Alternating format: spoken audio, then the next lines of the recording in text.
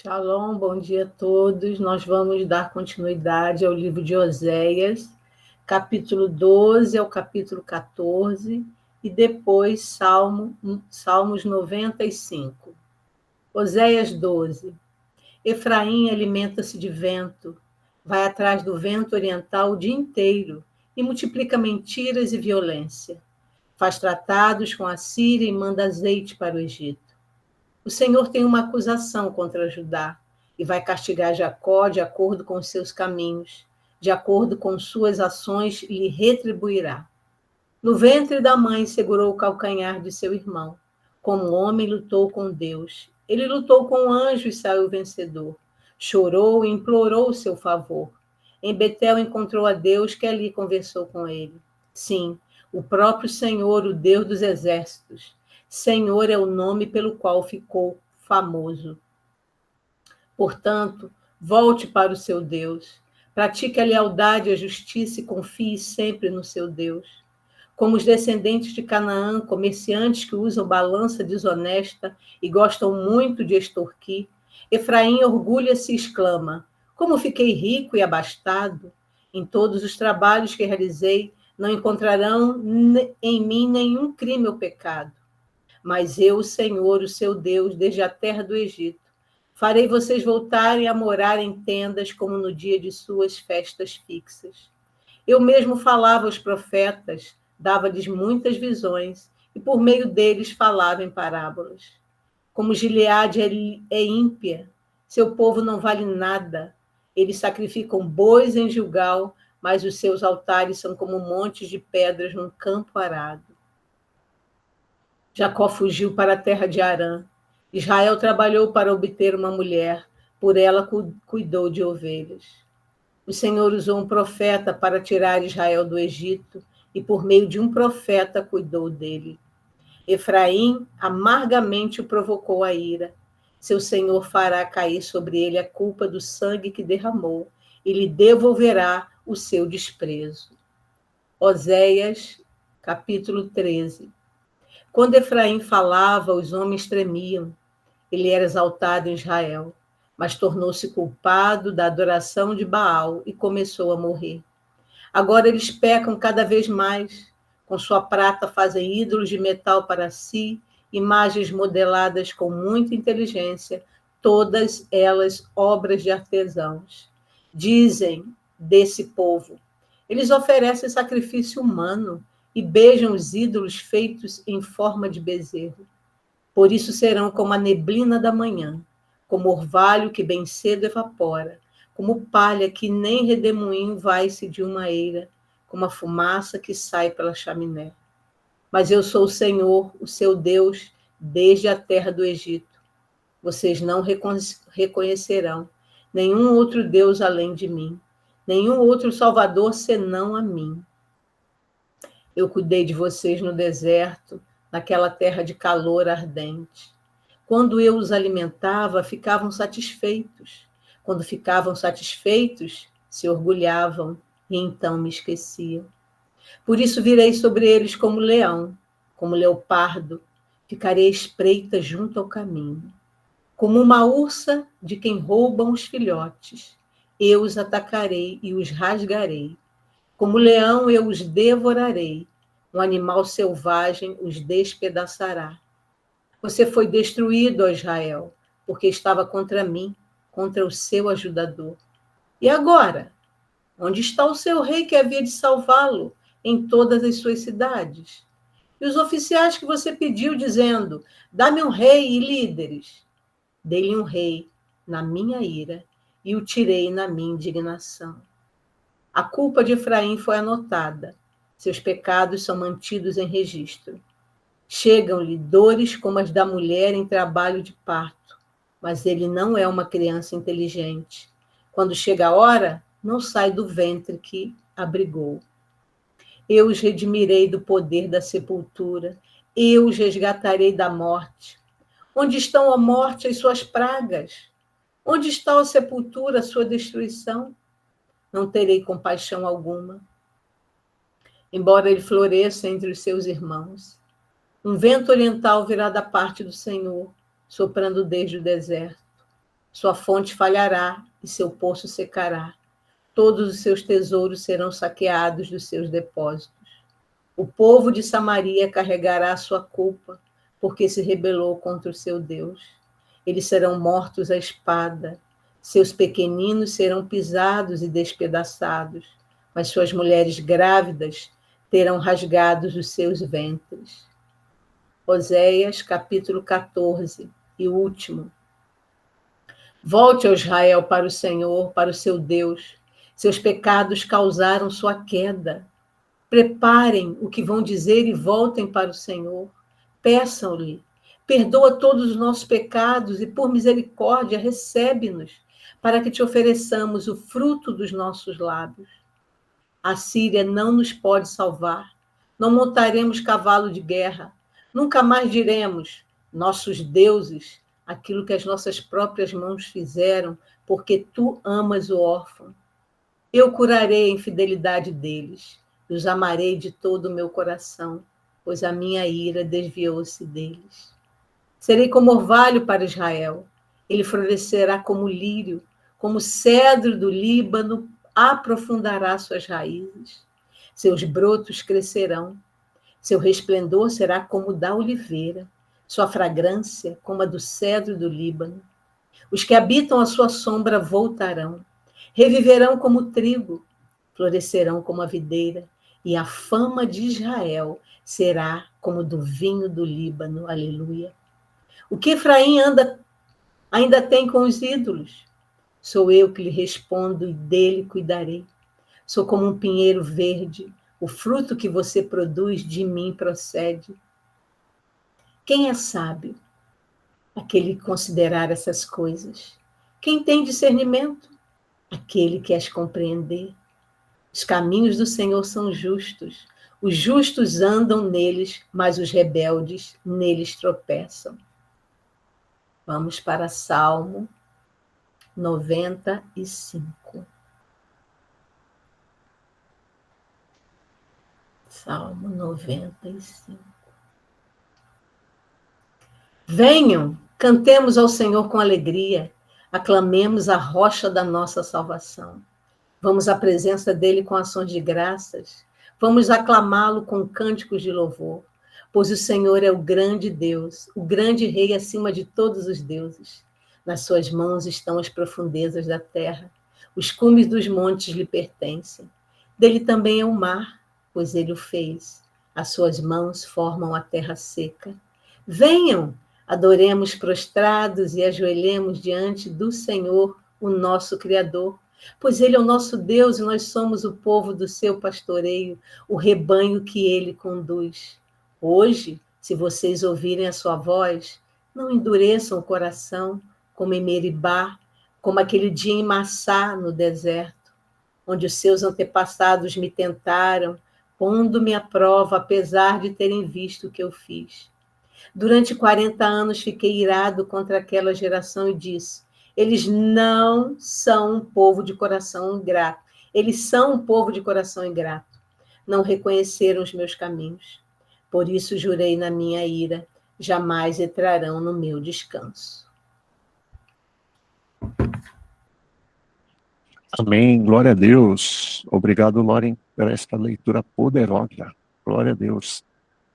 Irmãos, a palavra de Deus é tremenda e a cada vez que nós lemos o maná e as porções diárias, muitas vezes eu me surpreendo como quem montou essa estrutura toda, essa divisão toda, foi inspirado também por Deus. Porque o sentido que nós temos desses 3 capítulos de Oséias é muito semelhante, totalmente alinhado com aquilo que nós lemos também no capítulo 95 de Salmos. Eu queria comentar algumas coisas. Vamos começar com o livro de Salmos. A maioria dos estudiosos concorda que esse livro deve ter sido escrito por Davi. Então nós temos aqui esse capítulo, perdão. E esse capítulo aqui, nós dividimos ele basicamente em 2 partes. Do versículo 1 até o versículo 7a, está falando sobre Deus, sobre o seu poder, sobre a sua glória, sobre os seus feitos, sobre aquilo que ele faz, sobre aquilo que ele cuida. Então nós temos aqui itens falando sobre que ele é a rocha da nossa salvação, que nós devemos dar ações de graças a ele, que ele é o grande Deus, no versículo 3. E fechando aqui, no versículo número 6, adoremos prostrados e ajoelhemos diante do Senhor, o nosso Criador. E os 7a, pois ele é o nosso Deus e nós somos o povo do seu pastoreio, o rebanho que ele conduz. Então, nós temos aqui a fórmula, está explícito, explicado para nós, escrito exatamente o que nós devemos fazer. Nós devemos adorar a Deus, nós devemos nos prostrar diante de Deus, nós devemos ser guiados por Ele, confiar nele, depositar nele a nossa fé, saber que as nossas vidas tem alguém que está cuidando, tem alguém que nos livra, tem alguém que se importa conosco, e se nós olharmos, já comentei isso anteriormente, para o tamanho do nosso Deus, para o tamanho de todo o universo e para o tamanho da Terra, que é centenas de vezes menor, por exemplo, que o Sol, e nós estamos inseridos na Terra, e ainda assim, Deus se importa e cuida de cada um de nós. É maravilhoso, nós sabemos que nosso Deus cuida de cada uma das nossas vidas, e que Ele veio aqui, morreu a nossa morte, para nós vivermos a vida dele. Mas a segunda parte desse livro, desse capítulo, a partir do 7b, tem um alerta. Continuando aqui no 7b. Hoje, se vocês ouvirem a sua voz, não endureçam o coração como em Meribá, como aquele dia em Massá, no deserto. O que o versículo 8 está citando para nós aqui? Meribá e Massá são duas palavras em hebraico que têm um sentido de contenda. Meribá tem um sentido de contenda, de briga, e Massá tem um sentido de teste e prova. Então, ele está se lembrando aqui das duas situações quando o povo reclamou com Deus a respeito da falta de água. A primeira vez, eles reclamaram em Refidim, depois você pode pesquisar na palavra, e Moisés feriu a rocha para obter a água. E na segunda vez, em Cádiz, que o povo também estava reclamando e se queixando a respeito de água, e Moisés se irou com aquela situação, mesmo Deus falando para ele falar com a rocha, ele golpeou a rocha 2 vezes e a rocha deu água. Então nós estamos falando aqui, irmãos, sobre o quê? Não endureça o seu coração, ou seja, não saia da presença de Deus, não perca a confiança em Deus, não deixa de depositar nele a sua fé, não creia na situação à sua volta, não creia nas circunstâncias, não creia no dinheiro, não creia naqueles que dizem que vão resolver a situação. Coloque a sua confiança em Deus, porque ele continua dizendo que os antepassados do povo tentaram a Deus, colocando ele à prova, e o mais terrível de tudo são os versículos 10 e 11, onde a palavra declara: durante 40 anos fiquei irado contra aquela geração. E aqui nós temos, mas Deus se ira? Sim, Deus se ira. Mas Deus se ira conosco? Deus se ira com toda e qualquer situação, com toda e qualquer pessoa que insistentemente não cumpre, não obedece os seus princípios, não obedece aos seus comandos, às suas ordenanças. E aqui tem um detalhe importantíssimo. Essa palavra aqui, irmãos, assim como nós vamos ver também em Oséias, está falando especificamente do povo de Deus, daqueles que um dia ouviram a sua palavra, ouviram o que ele tinha para falar, ouviram a respeito da fé, ouviram a respeito de tudo aquilo que ele fez. O povo aqui que está sendo descrito, viram as pragas no Egito, viram os milagres, viram o Mar Vermelho sendo aberto, e quantas vezes nós já vimos tudo aquilo que Deus fez, e vimos aquilo que Deus fez na vida das pessoas na nossa volta, e muitas vezes, e por causa de uma determinada situação, por causa de uma determinada prova que nós passamos, nós desistimos, nós esmorecemos, nós deixamos de confiar. nós perdemos a fé, ou como costuma se dizer, nós caímos da fé. O versículo continua dizendo, eles são um povo de coração ingrato, e Deus não quer que nem eu, nem você sejamos assim. Não reconheceram os meus caminhos. Versículo 11, por isso jurei na minha ira, jamais entrarão no meu descanso. O que Deus está falando aqui através do salmista? Ele está falando especificamente sobre a terra prometida. E nós sabemos que o povo que entrou no deserto ali e atravessou o Mar Vermelho e entrou no deserto para começar aquele processo para entrar na terra prometida, acabou toda uma geração não vivendo o milagre de ver o descanso de Deus na terra prometida. Por quê? Porque Deus castiga, Deus tem o prazer de ficar castigando as pessoas à sua volta? Não. Porque Deus também cumpre princípios. Se nós não andarmos em retidão, se nós não obedecermos a Deus, se nós não deixarmos o pecado, e em 1 João também diz que se nós confessarmos o nosso pecado, ele é fiel e justo para perdoar-nos o nosso pecado e nos livrar de toda a injustiça. Então, se tem algo em nós, irmãos, que nos afasta de Deus, nós precisamos deixar isso de lado. Nós precisamos pedir perdão a Deus. Nós precisamos voltar a crer, a confiar, a declarar a nossa fé e colocar a nossa fé naquele que vive e reina nas mãos do nosso Deus. Assim como os Salmos 95, eu queria falar um pouco também a respeito de Oséias. Esses 3 capítulos que nós lemos, eles poderiam ser lidos como um único capítulo, porque o sentido desses 3 capítulos é exatamente o mesmo. Eles estão totalmente alinhados aqui. Porque ele começa falando, no versículo 1 de Oséias, falando a respeito de Efraim. Então, o que nós temos aqui de Efraim? Essa tribo, nessa época, era a tribo que mais estava se afastando de Deus. Era a tribo que mais estava se dedicando à idolatria. Era a tribo que mais estava confiando no mundo, nas pessoas à sua volta e nos poderosos à sua volta. Inclusive, na segunda metade do versículo 1, diz aqui, faz tratados com a Síria e mande azeite para o Egito. Na época, nós tínhamos a nação dos assírios e a nação dos egípcios como as 2 nações mais poderosas. E a tribo de Efraim estava fazendo exatamente aquilo que Deus recomendou para que não fizesse. Porque Deus nos chamou para nós fazermos a diferença onde nós estamos. Não para nós nos amalgamarmos, para nós assimilarmos os costumes do mundo. O melhor exemplo daquilo que Deus nos chamou para sermos está em Mateus 5,13, onde a palavra fala, vós sois o sal da terra, e se o sal for insípido, com que se há de salgar? Para nada mais presta, senão para se lançar fora e ser pisado pelos homens.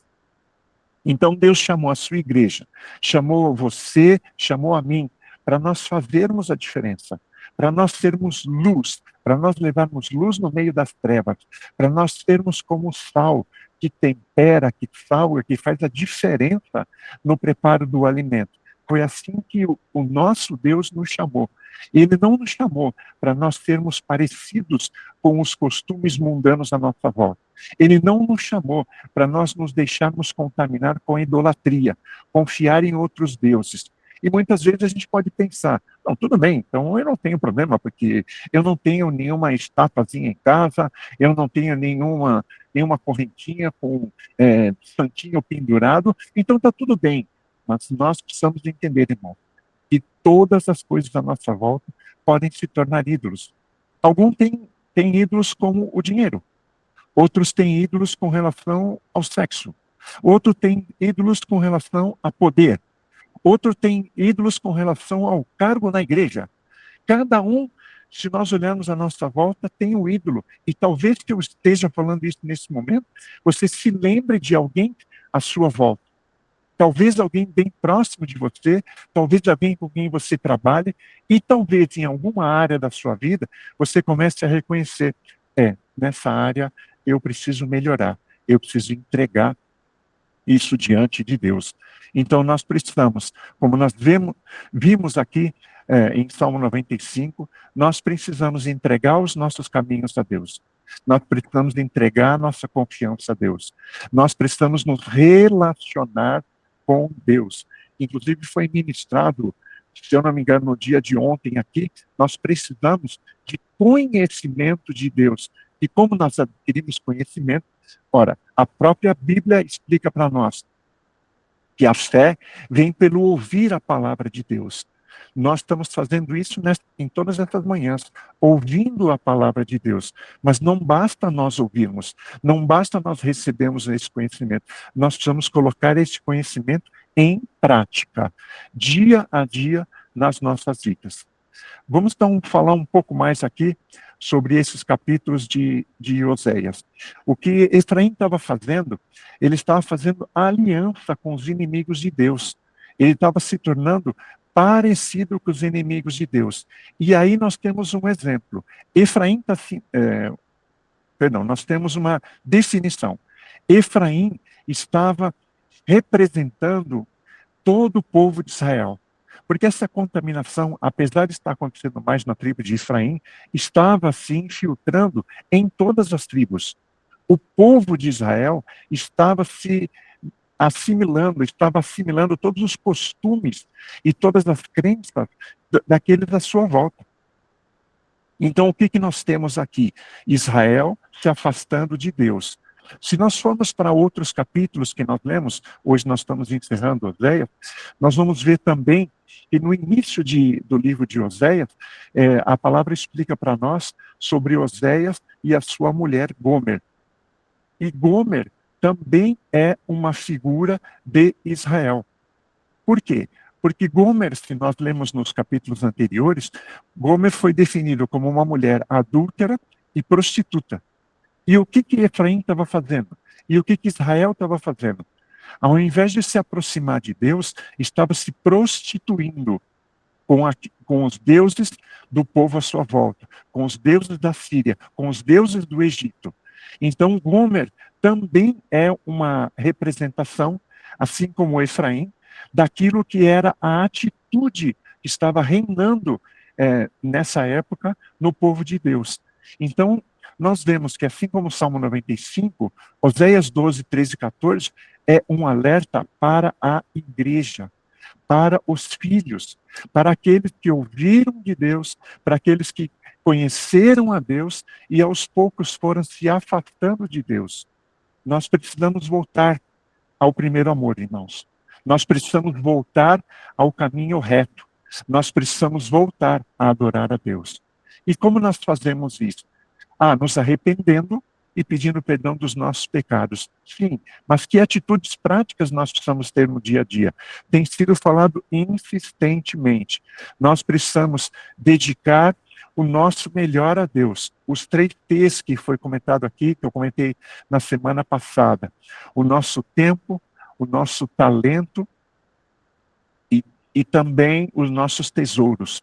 Nós precisamos aplicar o nosso melhor a Deus, porque Ele nos deu o seu melhor.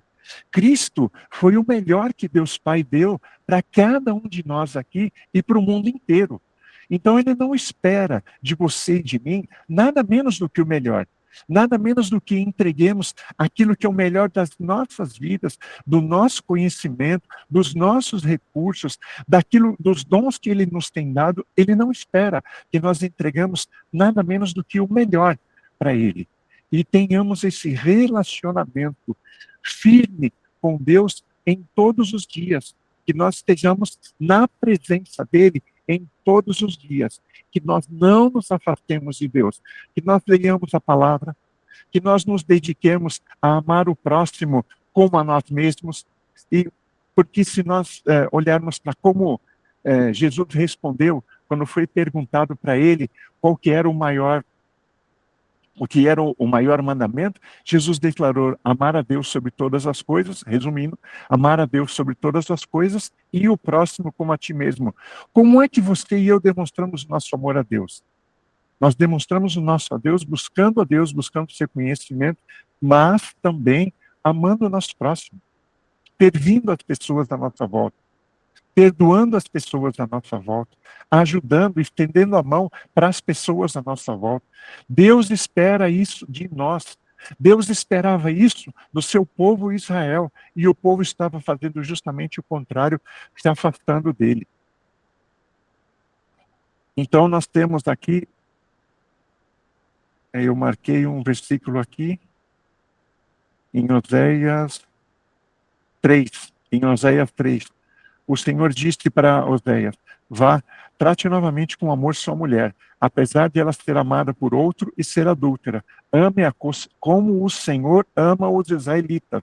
Olha a definição que Deus deu para Gomer, que Deus tem para com Efraim, para com Israel, e a definição que Deus tem do amor dele para com cada um de nós. Ame-a como o Senhor ama os israelitas, apesar de eles se voltarem para outros deuses e de amarem os bolos sagrados de uva passa. Então ele fala, apesar de eles se voltarem para outros deuses, ele nos ama. Vamos ver alguns versos nesses 3 capítulos aqui, para entender melhor tudo isso que nós estamos falando. Então, em Oséias 12, nós lemos aqui, no versículo 1 e no versículo 2, o Senhor tem uma acusação contra Judá. Esse é o único verso que tem um comentário a respeito de outra tribo, aqui nesses 3 capítulos, mas a maioria dos comentários falam a respeito de Efraim. E vai castigar Jacó, que é Israel, de acordo com seus caminhos, de acordo com as suas ações, lhe retribuirá. Então nós entendemos aqui, Deus não simplesmente pegou e tem prazer em estar castigando o seu povo, e tem prazer em parar de socorrer a vida do seu povo, porque Deus não libera o castigo sobre as nossas vidas quando nós deixamos a Deus. O que acontece é que nós saímos da cobertura de Deus, nós saímos da proteção de Deus. Como Deus cumpre os seus próprios princípios, se nós estamos saindo da presença dele, ele fica impedido de nos socorrer e de nos ajudar. No capítulo 6, no versículo 6, portanto, Deus já dando a receita para o seu povo, volte a Deus, pratique a lealdade e a justiça, confie sempre no seu Deus. Ele está advertindo ao povo de como deviam andar, de como deviam proceder no dia a dia. E no versículo 14, ele fala, Efraim amargamente o provocou a ira ao Senhor. Seu Senhor fará cair sobre ele a culpa do sangue que derramou e lhe devolverá o seu desprezo. Por que isso estava acontecendo? Porque Efraim, porque Israel estava desprezando a Deus. No capítulo 13, nós temos mais alguns comentários que são reveladores sobre o que estava acontecendo, e nós precisamos cuidar das nossas vidas, do nosso proceder, do nosso falar e do nosso agir, porque quando nós lemos a respeito de Gomer e de Massá, qual foi o grande pecado do povo? Não ter confiado em Deus. E o que eles fizeram de prático no dia a dia que demonstrou a confiança? Se tornaram um povo murmurador. Só reclamavam. Não sei se você já viu alguém assim. Só reclama. Tudo é problema. A vida é problema. A economia é problema. O meu salário é problema. A empresa que eu trabalho é problema. A minha família é problema. A mulher fala, o meu marido é problema. O marido fala, minha mulher é problema. Os meus filhos são problema. Tudo é problema. Até chega o ponto, Deus é problema. Nós não podemos ser assim, irmãos. Versículo 2 do capítulo 13. Agora eles pecam cada vez mais. Israel, com a sua prata, fazem ídolos de metal para si. Final do versículo, eles oferecem sacrifício humano e beijam ídolos feitos em forma de bezerro. Esse é o ponto mais terrível que Deus abominou daquilo que o seu povo fazia. Versículo 6, quando eu os alimentava, ficavam satisfeitos. Quando ficavam satisfeitos, se orgulhavam e então me esqueciam. Será que isso se parece com alguma coisa que a gente vê hoje dentro da igreja?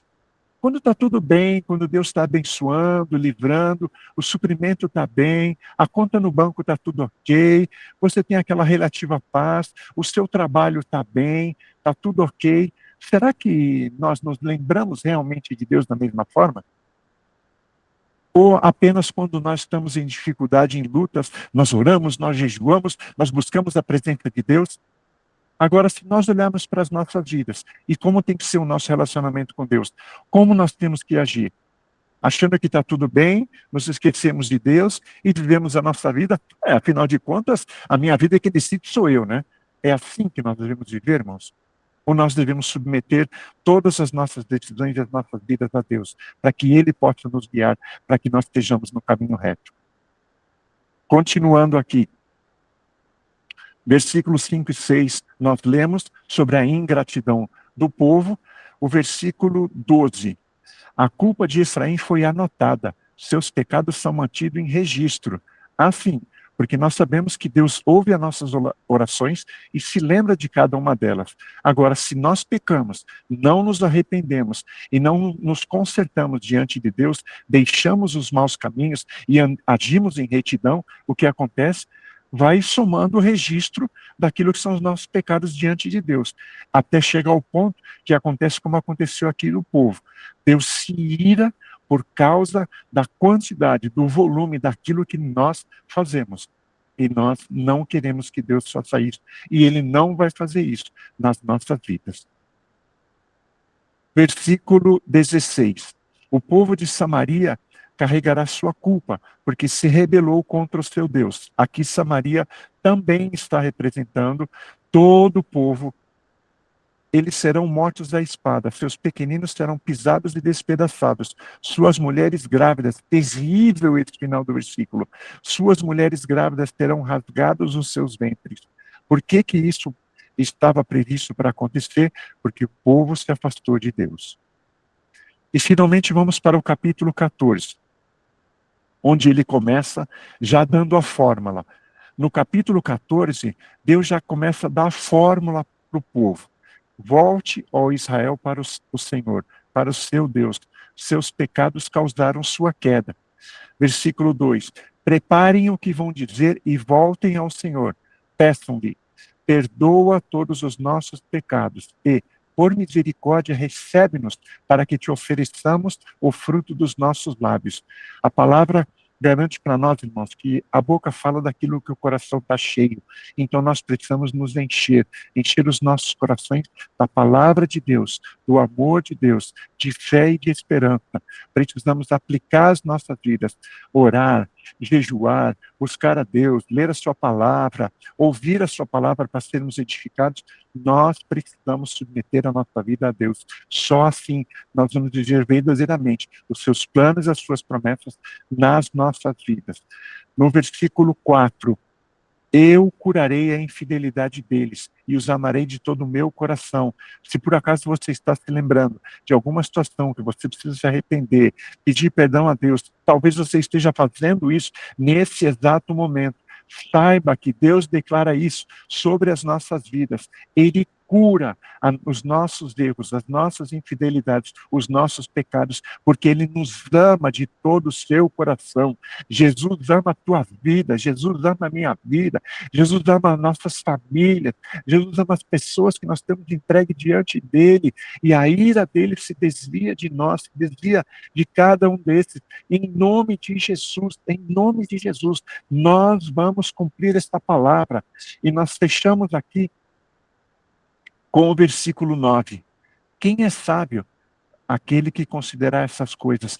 Quem é a pessoa que é considerado sábio diante de Deus? Aquele que está considerando o que nós lemos aqui. Aquele que se arrepende. Aquele que confessa Jesus Cristo e se mantém no caminho da luz. Quem tem discernimento, quem tem entendimento, quem consegue entender as coisas? Aquele que as compreender. Aquele que ouve todas essas palavras, entende a necessidade de mudar a rota, mudar o pensamento, mudar o seu caminho, ter o seu entendimento renovado. Os caminhos do Senhor são justos, os justos andam neles, mas os rebeldes neles tropeçam. Então eu vou fechar aqui, irmãos, declarando para cada um de nós que sejamos justos, que busquemos a Deus, que cada um de nós mantenha a sua vida na presença de Deus. Que neste dia nós possamos nos arrepender de qualquer situação que nós estamos pecando, errando diante de Deus, E eu posso dizer com certeza, irmãos, assim como você, não sou perfeito. Nós deveríamos andar com uma plaquinha no peito, dizendo assim, em obras, porque Deus tem feito a sua obra nas nossas vidas. Conquistar essa posição de viver plenamente na presença de Deus é algo que nós temos que fazer dia a dia. Ninguém ganha massa muscular indo um único dia na academia. A pessoa vai, se exercita, muda os hábitos alimentares, muda o jeito que faz os exercícios para que seja fortalecido, para que ganhe massa muscular. Nós precisamos ganhar massa espiritual. Nós precisamos ganhar a porção que Deus tem para as nossas vidas, se nós nos colocamos na presença dele. Que Deus te abençoe poderosamente, que você possa acertar os teus caminhos diante de Deus, receber a porção que ele já preparou nos céus e que cada um de nós aqui viva os planos e a promessa que Deus tem para as nossas vidas, em nome de Jesus Cristo. Deus te abençoe. Shalom, shalom.